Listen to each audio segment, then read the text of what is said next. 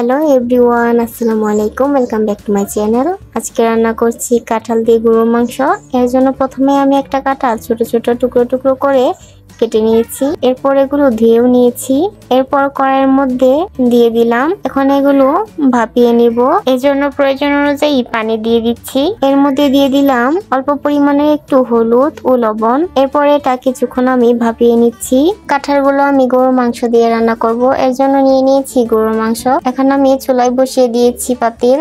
এখন আমি এর মধ্যে দিয়ে দিলাম সরিষার তেল, কাঁচামরিচ কুচি, আদা পেঁয়াজ রসুন বাটা, তেজপাতা, দারচিনি, এলাচ সবগুলো একসাথে ভালোভাবে নেড়েচেড়ে কিছুক্ষণ রান্না করে নিব।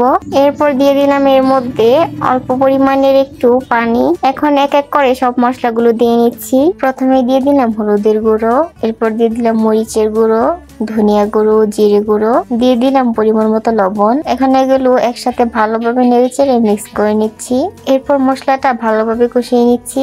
মশলাটা ভালোভাবে কষানো হয়ে গেলে এর মধ্যে দিয়ে দিলাম সেই গরুর মাংসগুলো আমি বেশ অনেকক্ষণ টাইম নিয়ে ভালোভাবে কষিয়ে নিব। দেখতেই পাচ্ছেন আমার মাংসগুলো এখন কষানো শেষ। এখন আমি ভাপিয়ে রাখা সেই কাঁঠালগুলো মাংসের মধ্যে দিয়ে ভালোভাবে নেড়েচেড়ে মিক্স করে নিব। আমি এগুলো ভালোভাবে নেড়েচেড়ে একসাথে মিশিয়ে নিয়েছি।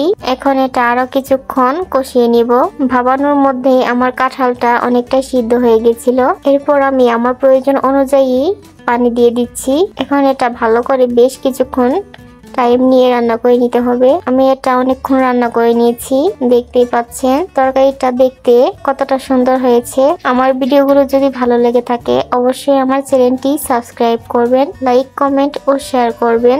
দেখা হবে পরবর্তী আবার অন্য কোনো ভিডিও নিয়ে। আল্লাহ হাফেজ।